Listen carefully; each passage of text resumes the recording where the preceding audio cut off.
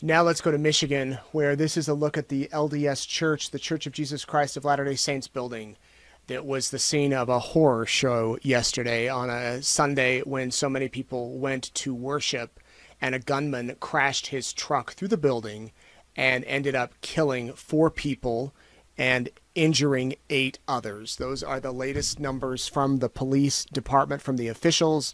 The 5 dead total, including the gunman. His name is Thomas Jacob Sanford, 40 years old.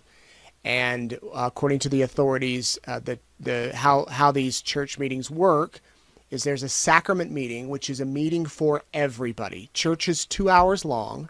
It's the same all over the world. And it usually will begin with a sacrament meeting where everybody is all together. Kids, adults, everyone has one meeting for everyone. Everybody's welcome to attend. After that 1 hour meeting, the kids split up and go into primary. The young women go to their classes. The young men go to their classes. Sunday school, the adults go to theirs. So you're split up. But this apparently happened during a sacrament meeting, and it was a fast and testimony meeting, which means many members of the church were fasting for spiritual growth and bearing testimony, which is where it's kind of an open mic meeting where people can go up to the pulpit. They can say their thoughts, their feelings, their beliefs, whatever they want, really. They bear testimony, and then they sit down. And this is what one of the members of the church there in Michigan said he experienced. This is an interview with WTOL. So the second counselor of the bishopric, he just ended announcements and then started in on his testimony, and that's when we hear a loud boom and the back wall of the chapel just buckles inwards. Everything shook. Some people get up in panic and start heading for the parking lot, and then some of us decided to go check on it because we thought it was just somebody who ran off the road and hit the building. Several people automatically thought they were in danger, but some of us didn't, and that's when I went out into the park, or went out to the front of the building, and that's when I saw the shooter start aiming at people and starting to shoot. That's when I turned around and started running for the door.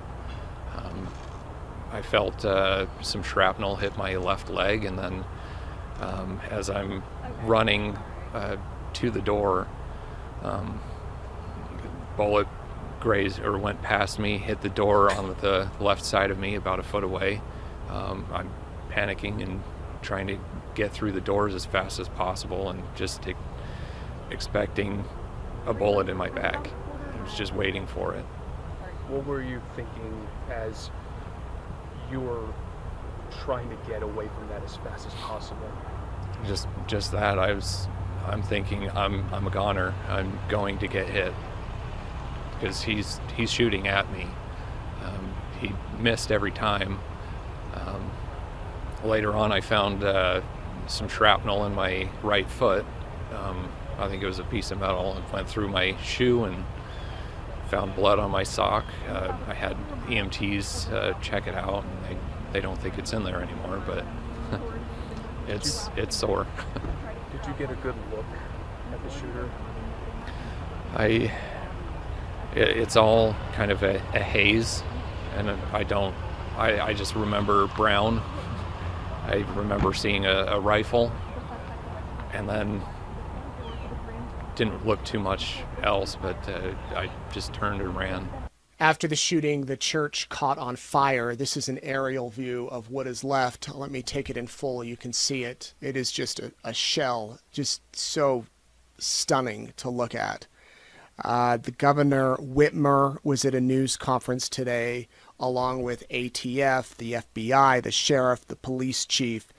They spoke about the medical chief of staff there from the hospital. He said that victims between 6 years old and 78 years old were taken to the hospital. Just such a horrible, horrible show. And I have covered, sadly, I have covered other shootings at churches and synagogues and mosques, threats of shootings and actual shootings. This one, though, is just, it is I think, extra painful for many members of the faith because hours before this horror show happened, the president of the Church of Jesus Christ of Latter-day Saints died. Russell M. Nelson. He was 101. So it was kind of expected. He's an elderly man who had done a lot to transform the church over his presidency. He had passed away, and so many people were at church thinking of him, getting ready, for a new president to be announced, reflecting on his life when this happens and this shooting occurs. I want to play there was a news conference today. I want to play some sound bites from there. But before I do that, there was a man who's running for city council who had a run-in with the suspect, Thomas Jacob Sanford, who, by the way, has been arrested in the past on burglary and driving without insurance, I believe. Just somewhat minor charges. Nothing like this, obviously. But he does have a past. There's a city councilman who told a local podcaster about his run-in just a few days ago with Sanford. Here is part of that interview. Last week, it was Wednesday or Thursday, I'm running for city council and I'm canvassing, and I had an address on my map that I went to, and I came across a gentleman. He was very friendly, and he had interacted positively with me, and we got out of the vehicle. We started just to talk, and after a short while, the conversation went to the Church of Latter-day Saints, Mormonism, and he just made the position multiple times that Mormons are the Antichrist. And he, in not so many terms, said that several times. He gave me his background, but I just walked away from a person who had some very sharp views about Mormons. This is the truck that the gunman used to drive into the building. And one of the images, he was a soldier. He served in the military. One of the images on his license plate, it says Iraq. The White House press secretary, Caroline Leavitt, was on Fox News this morning. She said that this is a person who had a hatred for Mormons, which is a term that is commonly associated with church members. The church discourages that term. Members would rather be called Latter-day Saints, and that's what the church encourages people to use. Mormon is a very common term, and that is the term that she used. And so, but other than that, other than the motive, they're still trying to figure this out. And who knows if they'll ever be able to figure it out 100%. I want to go to some sound bites now from the press conference from today. Governor Whitmer was there, and here is a little bit of what she said. I know that this community is reeling right now, and I want you to know that the state of Michigan has your back. Your grief is our grief. I ordered flags lowered statewide, and I spoke with President Trump yesterday, who wanted to share his condolences. We will be here every step of the way and coordinate a full response with our local and federal partners. Folks here at the township at every level have been working closely together. If there's one thing I know about Michiganders, is that we get through hard things together, and that's who we are. That's how the good people here at the Grand Blanc Church of Jesus Christ of Latter-day Saints live their lives. They worship together, they sing together, and they serve together. After Governor Whitmer spoke, the head of the ATF National Response Team took to the podium. He encouraged people to stay away from the church and stay away from the area. In fact, the area, I believe, is cordoned off. And he spoke a little bit about IEDs that were found, improvised explosive devices that can set off explosions, and the fire angle of this whole situation. Here's what he said. This community is hurting, and we are here to help them heal. As part of that healing process, ATF has brought in their national response team. This is a cadre of world-renowned investigators for arson and explosive incidents. They have been used all over the world, and they come from places as far as California, Hawaii, and they're here in Michigan now. They arrived last night. They've briefed. They're examining the scene. And that is what they're doing at this point. From ATF's perspective, I would encourage the community not to travel by the church. Those roads have been blocked off and access is controlled. While that might be a little disheveling for folks, we need that scene security for our investigators as they dig out this scene. So with that in mind, that's our ask for the community. We are also looking at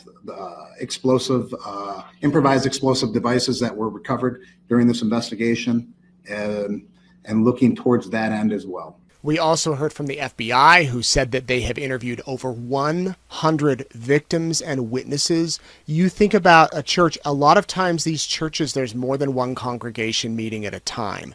One might go at 9 a.m. and one might go at 10:30, and then one might go at noon and one might go at 1:30. So each congregation, if there's between 150 to 300 people there, you have two of them. That's hundreds and hundreds of people.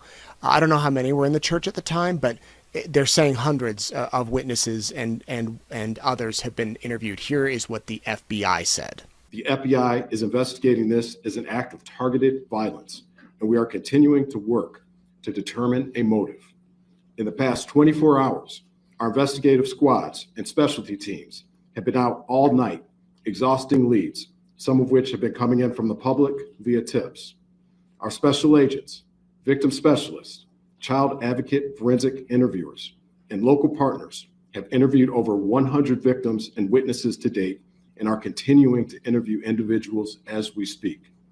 Our evidence response team, or ERT, which is a specialized team of special agents, intelligence analysts, and professional staff, are trained to process crime scenes and collect evidence. They were out all night and continue processing the scene as we speak. Our field office has stood up national equities for support. We are engaging with our behavioral analyst unit, or BAU, and have received support from our Quantico Labs division to analyze evidence collected to date. We received assistance from our FBI field offices across the country to support this case and file down leads. Of course, it was the local officials who were first on scene, and here is what the sheriff said at this press conference today. You prepare in peace to perform in chaos. I saw it live. I saw what you trained for, what you planned for, and then reality hit yesterday morning in a bright sunny day when people went to worship. But what I also saw is every level of government law enforcement work together for the good of the people. What I witnessed was people putting their lives at risk that had 2 months on the job as an EMT, or brand new firefighters, veteran firefighters, and law enforcement, just to bring a sense of stability to a scene that was chaotic and dynamic. As the sheriff of this county, I see the great people every day, but I want this community to know that those ranks in those agencies that were mentioned before me, we worked together, we worked in concert, and we did the job. And there's more to do. I will tell you, the sheriff's office dedicated every county sheriff medic that we had available, patrol, investigators, we did interviews, emergency management, whatever the task was needed. The sheriff's office worked with everybody that you heard and many that you don't know to bring justice and also order to this scene. But I will tell you, the days are continuing. We have 31 marked cars on as we speak, making sure schools that are in session, in churches that are planning Bible studies, regardless of faith-based, that they will be protected. Anybody who calls in, we will be there like other law enforcement to settle the community and bring a sense of calmness to people. There is an uncertainty, but law enforcement, especially the sheriff's office, will bring that to you. And then the police chief also said a few words and talked about the investigation that his department is working on in conjunction with all of these other agencies. Here's the chief. This was an evil act of violence. That's exactly what this was. And this is not Grand Blanc. This does not define Grand Blanc and who we are. We are a community, and I am confident that together we're going to build a stronger community due to this incident. Now, an update, this left 5 people dead, 8 people injured. As I said, this is an evil act and does not define Grand Blanc or who we are. At this time, what we know is everyone has been accounted for. We still are in the process of clearing out that church, but at this time, everyone is accounted for. We ask that you stay away from the scene.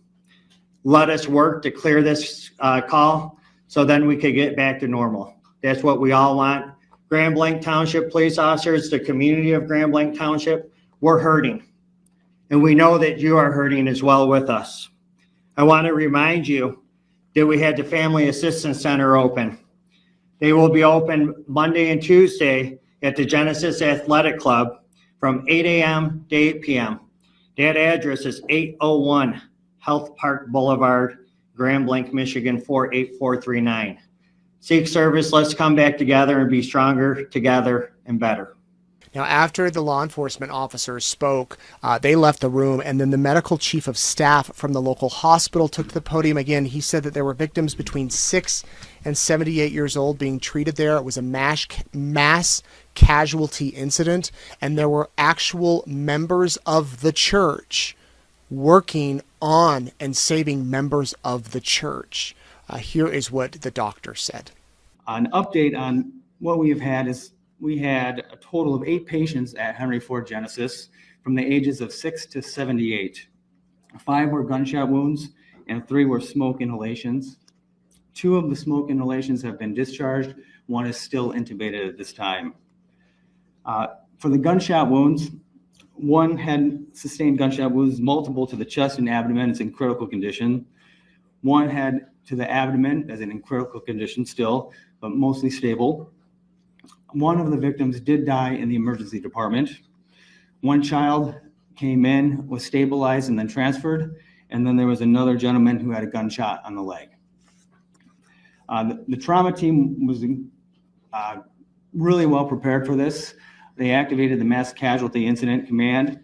Our trauma surgeon, Christopher Ash, was on the team, and John Vance, one of our other trauma surgeons, helped lead the charge. Dr. Sandy Ross was the ER attending at the time and did a phenomenal job of triaging.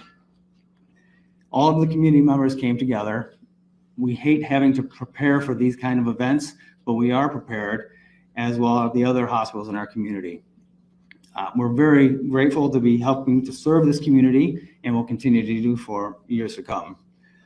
So, any questions? What round struck the victims? You said someone shot in the chest and the abdomen. Was this with a rifle, 2-3-round handguns? I don't have information on the caliber. How many were under the age of 18? I don't have that answer either. What was the age range? It was 6 to 78. Of the people found in the church after it was evacuated, do you know anything about the suspected cause of death of those 2 people? I do not, and I can't extrapolate either. Can you tell us more about the child that you mentioned? Was that child shot, boy or girl, 6-year-old? Had an injury to the arm, and out of an abundance of caution, was transferred to another hospital. Was the injury a gunshot wound? I can't verify that. Dr. Danick was one of the physicians that was treating patients yesterday. If anybody wants to ask him about his experience and just being there. I will say it was very interesting taking care of our community members in this kind of a traumatic experience. We had a number of our residents who were members of the church and were on site. Not only were they victims, they were also first responders. And having your friends and family come in injured and taking care of them is a really incredible experience. They were heroes. Those on the scene were absolute heroes, going in and out of the fire to drag people out, helping each other take care of the victims on the scene. And the community really came together. So from here, the investigation continues. The church headquarters has released a statement, and then just this afternoon, the Dallin H. Oaks, who is next in line to become the president. As I mentioned, the president of the church died Saturday morning, and when he died, the leadership right now, there's not a president, and so the I don't know if he would be considered the acting president, but I guess you could say the most senior leader, Dallin Oaks, issued a statement today. He said, "Our hearts are heavy with sorrow. Millions of us are mourning the passing of our beloved prophet and President Russell M. Nelson. He was a dear friend and a cherished leader. His timeless teachings continue to guide us and help us find comfort amid suffering, especially in the wake of the recent violence aimed at members of the Church of Jesus Christ of Latter-day Saints in Michigan this past Sunday. This awful tragedy that took place reminds us of our sacred responsibilities as followers of Jesus Christ. We mourn with our members who have lost loved ones, and we join in prayer for comfort with others around the world who are suffering from similar tragedies. We all seek answers and understanding in the wake of trauma, shock, and grief. We are grateful to all those who are reaching out with service, prayers, and words of support during this difficult time." May we all remember the truth that each of us is a beloved child of God. Our Savior Jesus Christ, through his infinite atonement, overcame death and gives us the joyful assurance that each of us will be gloriously resurrected. On behalf of the Church of Jesus Christ of Latter-day Saints, I extend this expression to the family and friends of those affected by this recent tragedy and all others who may be experiencing loss and heartache at this time. And so the investigation continues. I know many people are wondering about the victims. As of right now, they have not officially released names of the victims. We have been informed of a few. And we're not going to repeat those here until we have them through official sources, until they're, officially released. And I have also spoken with a couple of the people who are inside the church who don't feel comfortable going on camera at this moment, and I totally understand them. It's a traumatic event, would never push them, but maybe down the line they'll want to talk. And if you're watching and you want to share your story, if that will help, feel free to reach out if you were there in the church or know of people. And just, so many people are thinking of them. And sadly, I wish that I could say this is hopefully the last time we'll have to cover something like this, but I don't know that to be true, and that's unfortunate. But that is the latest there. We'll continue to follow it.